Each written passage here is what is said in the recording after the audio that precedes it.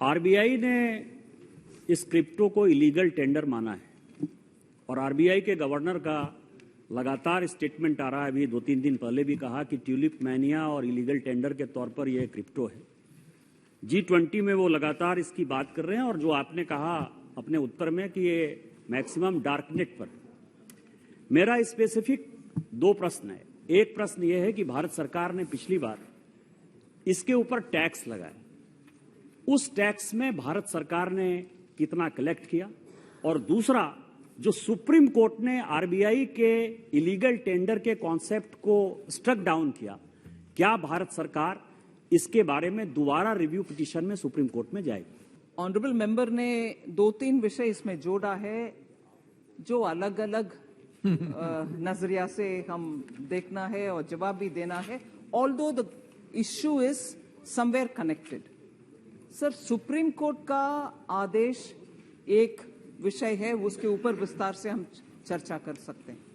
हमने जब टैक्स लगाया, ट्रांसैक्शन के ऊपर लगाया, जो क्रिप्टो एसेट्स क्रिएट करते हैं उसको सेल करते हैं, कोई और इसको खरीदते हैं, उस ट्रांसैक्शन के ऊपर हमने टैक्स किया, वो भी टीडीएस है।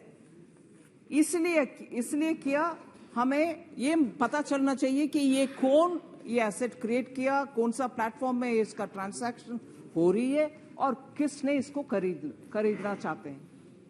इससे ये टीडीएस के द्वारा हमने ये कोशिश कर रहे हैं कि ये पैसा का रूट कहां से कहां जा रहा है, जिससे टेररिज्म का फंडिंग ना हो और ड्रग का पैसा इससे ना निकला हो, ऐसे।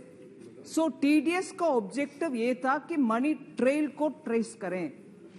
नया टैक्स नहीं लगाया, उन व्यक्ति उनको अगर उनके टैक्स रिटर्न्स में इसको रिकंसाइल कर सकते हैं, वो कर भी सकते हैं।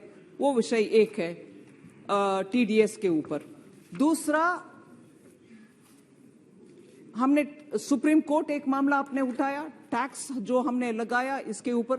तीसरा, सर, ये सब जो बाहर चल रही है वो करेंसी नहीं है, ये एसेट क्रिएशन और ट्रांसफर जो रिजर्व बैंक ने इश्यू कर रहे हैं वो है सॉवरेन बैक्ड करेंसी, और उसमें होलसेल और रिटेल, जैसे मैं पिछले सवाल के लिए जवाब दिया, वो होलसेल और रिटेल के ऊपर पायलट हो रही है।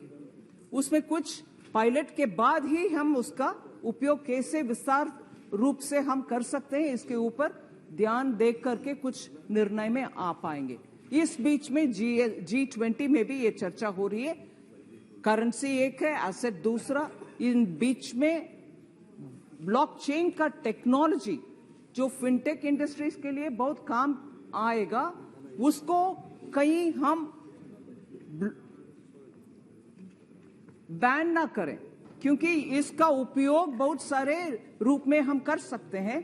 सिर्फ क्रिप्टो के लिए वो उपयोग में नहीं आता, सिर्फ क्रिप्टो के लिए नहीं उपयोग में आता, बाकी सब में उपयोग कर सकते हैं। So crypto currency, crypto asset, इन सब को रेगुलेट या बैन करने के रास्ते पे हम ब्लॉकचेन टेक्नोलॉजी को बैन करना नहीं चाहते हैं, मगर उसको भी रेगुलेट करना चाहते हैं। ये एसेट के विषय में मैं बात कर रही हूँ, करेंसी तो रिजर्व बैंक हैंडल कर रहा है। वीडियो पसंद आया तो हमें लाइक, कमेंट, शेयर और सब्सक्राइब जरूर करें।